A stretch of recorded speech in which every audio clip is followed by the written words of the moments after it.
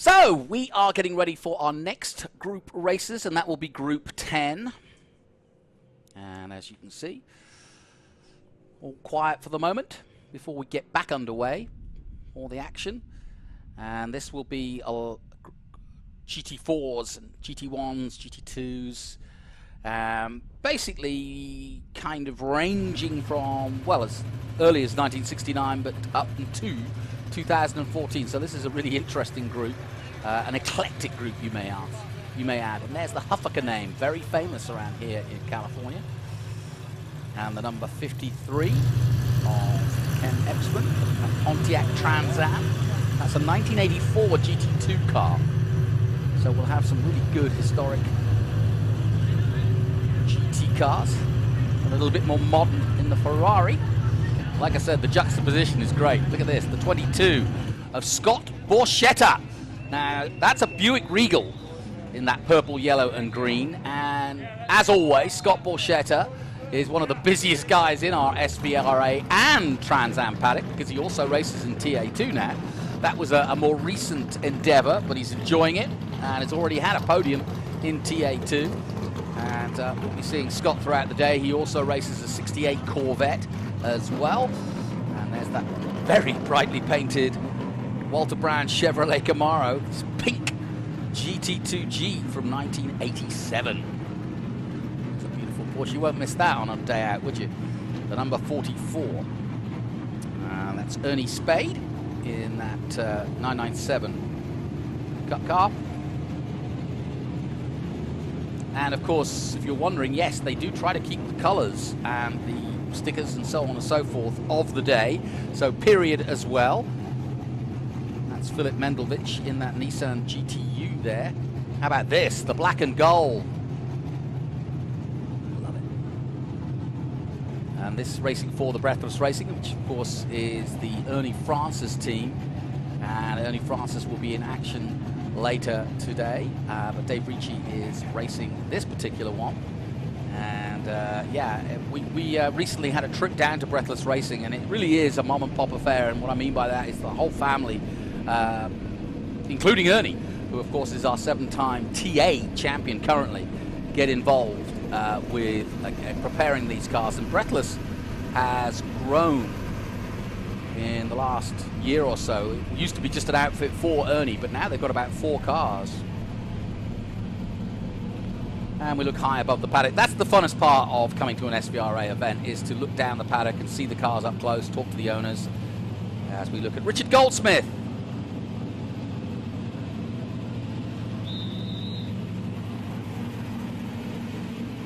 Bright red number 3, ready to go. Scott Winders. Thumbs up from him. I like to dip my head into the cockpits to see what's going on inside too.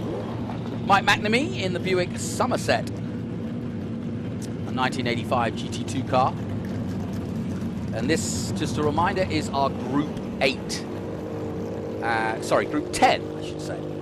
Now, this passed me as I was coming in this morning. It frightened the bejeez out of me. I was like really worried. Matt Johnson had just gone out to qualify, and he came roaring up the hill because he's actually based outside the paddock. There wasn't room for him in that 911 GT3R car, and he passed me in my little hire car, and we kind of grimaced a little bit because it was a bit frightening at first. But we recovered it, and here we are.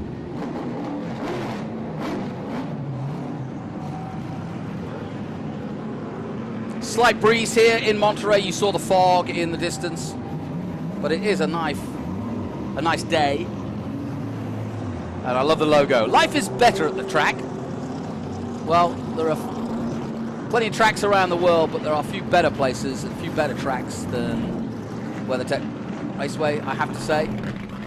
And they've gone through some different management and some different iterations over the years, but there's no question that there are big things planned for this circuit as it continues its grand history. And we're delighted to be here. And of course, more classic racing throughout the year. You've got the Moto America motorcycle races, the Monterey Classic, and it's just a great place to come. You've got Carmel and Monterey, great places to be on the coast. They've got the Pebble Beach Golf Course. Carmel on the Sea, really nice. So if you're looking for an outing to come and see some of this, this is a great place to come. And there's Rudy Ravak in the Pontiac Monte Carlo, heading out of the pits. Behind the safety car, our Honda safety car. That's a pretty car too. You ever get a chance to get up close to that.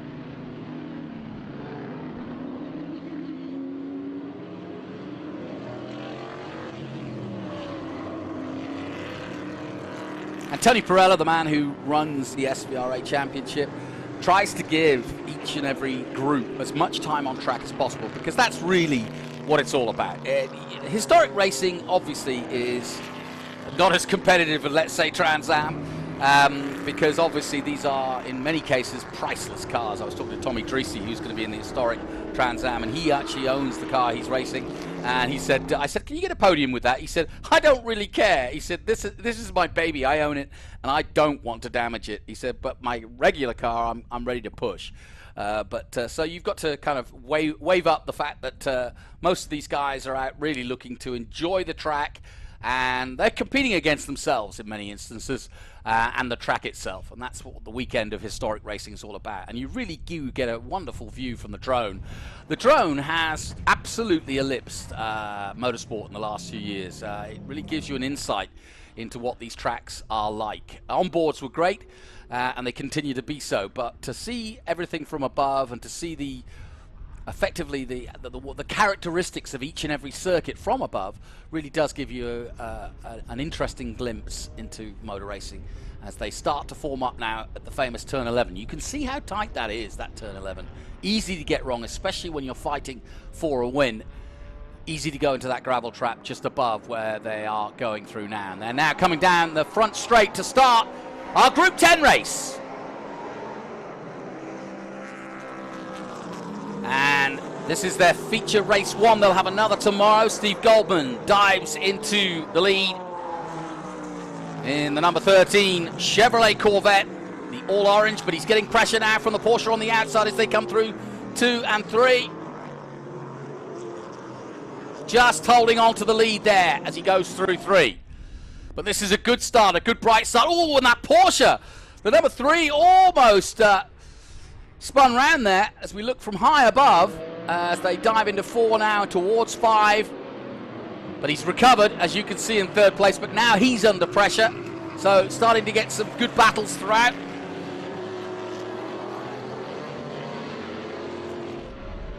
Brian Lawrence in the Porsche 911 in 2nd place. And here is the 3rd place man in that 3A car. That's Scott Winders. And that was a moment for him. He got very leery as he goes up the Ray Hall straight towards the corkscrew, and into the lead goes the Porsche. A lovely little move, under braking into the corkscrew, diving down the 150 feet that is the corkscrew, under that WeatherTech bridge, down towards the Rainey curve. Named, of course, after Wayne Rainey, the 3-time motorcycle 500cc world champion and current owner of Moto America. Been privileged enough to work with Wayne and his team over the years, and they love coming here. So, first lap completed, and after that overtake, Brian Lawrence leads the way now over Scott Winders, Steve Goldman in 3rd place, Bill Ockerland in 4th, Jack Bitten in 5th place, and Scott Borchetta, and the safety car is out, so somebody's had a prang of some sort or gone off into the gravel and is either and that's exactly the case. It is the 63 of Steve Toth in the Pontiac Grand Prix, and sadly he's parked it, and it doesn't look as though he's in thick gravel there, but for whatever reason he can't restart it. Oh, it looks like it's damaged. Yeah, he's looking at, yeah, he's missing the front. So I'm back. Little drama from that last race. Tell me. One of our podium finishers was 50 pounds overweight, so he didn't get to go to the podium. Well, now, was that a medical condition or just the car? The car. Oh, okay. So, because I thought that's a little tough. Yeah, the car's 50 pounds. I'm sorry, overweight. sir. You're 50 pounds overweight. Driver's 21 years old and very fit. So that was probably part of the problem. Also, is we're not used to such thin drivers. But why But why would overweight be a problem? I'm sorry, underweight. Okay. Yeah, I was thinking underweight. I was thinking I was thinking, well, and in some cars that really doesn't make a huge difference, but in the B sedan, and it's such a competitive group, they're not allowed to be a pound overweight. Well, Underweight, sorry. Super Ron, our cameraman, like a dog with a bone, is right on that issue at the gravel trap there. We have an incident. I love Scott Borchetta's car. That's cracker. Yeah, and then that Duracell car. He doesn't usually race that, does he? Yeah, he's with that quite a bit in our Group 10 stock car with the Bill Elliott car also that he races. But that Duracell car there has a lot of history. That was Scott Sharp's championship-winning 1991 car. Scott Sharp or Scott Pruitt? Now I'm confused. Somebody's going to leave us a comment on that. Yeah, Scott Pruitt's 1991. Scott Sharp, I would doubt. Trans Am championship-winning car, and the livery is the same. Like, he hasn't painted the car. There's been no body work done to the car. That's exactly how it was raced back in the 90s in Trans Am. Yeah. Well, and that's the other thing I love is the evolution of Trans Am. This, of course, Trans Am, the oldest road racing series in America, now 55 years of age. And to be able to see some of these late 60s and early 70s in the HTA, and then see the iterations in the 80s, you can see how these cars have developed over the years, and that's another part of coming to one of these events, is you can see the evolution of motorsport quite literally in front of you. Coming down the main straight again, we're under yellow and safety car as Brian Lawrence, who took the lead. You missed one fantastic overtake coming into the corkscrew. Nice. Lawrence take the lead in that Porsche as we take a look at Bill Auckland in the Duracell 33 that you just mentioned. That, of course, from 1991. Some great drone shots of our very full paddock. The paddock you're looking at there is mostly the Trans Am side of the paddock, the Trans Am series presented by Pirelli. Although the historics seem to be dotted out. There's the Cobras down here in the bottom left of your picture, and they seem to be dotted everywhere. I was just explaining that one of the Porsches it was outside, was being prepared outside of the track. Now, there's the safety car again. He's stopped now. Pretend like we know what we're talking about. Well, no, that's one of the trailers. There's the Breathless team. So that's the car that they prepared, Ernie Francis's team. And I was just saying, it's amazing how much the Breathless Pro Racing team has grown in the last few years. It used to be just sort of Ernie's family team, which it still is, but they've had GT4, they're now doing SVRA. They've got quite a plethora of different cars now. They do, and they love being out here. Ernie Francis Sr. prepares some really good cars, as I think those emergency vehicles, it looks like we might, hoping that they can get that cleaned up. Looks like that won't take that long. But we've got a neat mix of cars out there. This orange car right there of Richard Goldsmith at number 3, the Decon Monza. Those are monster cars. That's Ken Epsman right there in that Trans Am blue Pontiac Firebird. It's another great car. That's Bob and Butch Lightsinger's Nissan there. So there's a lot of history here. And like you were talking about, here comes Mark Martin in that Valvoline car. Love that. There's Lynn St. James right there in that Capri. So there's a lot of history here. Yeah, there's no kidding. Wally Dallenbach Jr. and Greg Pickett. That's their Trans Am car there right behind that Viper, that white Proto-Fab Camaro. So you'll notice, Jonathan, there are some differences in the cultures of the East Coast vintage racers and the West Coast vintage racers. I really like how they group cars out here on the West Coast. They really add a lot to the history. It's a lot about the experience and the history. Also great racing, but some of the provenance of these cars is outstanding. Well, that fog may be rolling in over the hills as we watch. But I get a lot of questions about the groups and how you come about them and what they consist of. Officially, Group 10, select GT sports cars and sedans race between 73 and 99, NASCAR Cup, Busch Series stock cars, Trans Am, production-based contemporary as raced from 99 to 5 years from today's date. Now, would you say that covers everything here, or is there more? I think that covers everything. This is basically like kind of a catch-all group for purpose-built, a lot of tube frame cars, a lot of GT cars with wings and slicks. So, and how we had to kind of group this group. So you'll see a lot of stock cars. So just like we did in the last group, if there were, let's say, 15 stock cars or 15 ex-Trans Am cars, we might do a split start with them too, just for the show. But in this, it's just kind of cars that that have a little bit of downforce, that are on slicks, that may be purpose-built or factory-built race cars, like that Viper right there. That'd be a factory-built race car. And they run about the same lap time. So for safety, these cars are out on track together. We don't like to mix open-wheel cars with these big sedans just for obvious reasons. But Yeah. there it is. There's Lynn St. James' car right there. And Lynn, still very much an active player in women's racing and in vintage racing. She's often seen at SVRA or other events around the country. Very active still. Yeah, it's always fun to have drivers, you know, of her level. Some of these drivers that are out here, I saw Boris said walking around, hanging out with people. So that's just a lot of fun. And then, you know, we have some very successful businessmen and business owners and presidents out here racing with us too, and we welcome them, like Pat Womack, the president of WeatherTech Raceway. Well, I think that's another side of historic racing, which to me I never had sort of given thought to. But of course, to be able to race a priceless car, you've got to be able to afford to do so, or at least be an owner.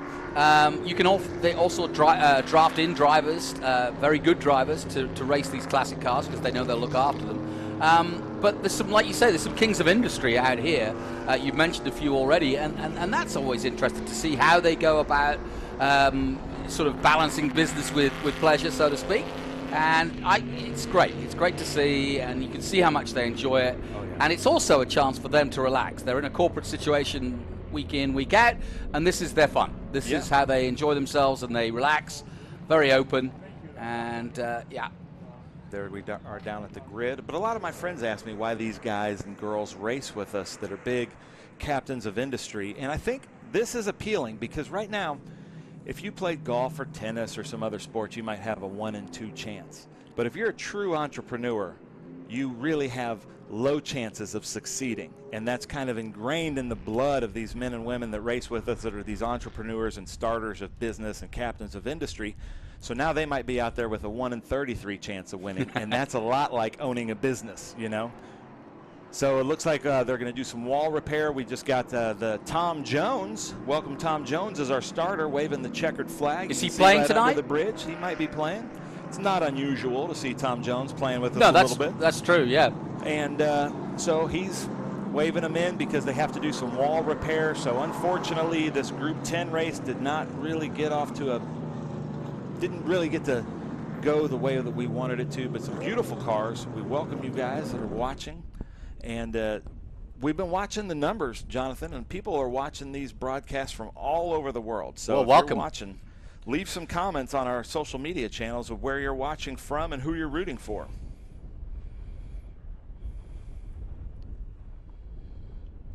So, unfortunately, we finish under caution for our Group 10, but more action to come from Laguna Seca as the fog starts to roll in the background and this beautiful and majestic setting for racing. We'll take a short break. We'll be back from Laguna Seca in a moment.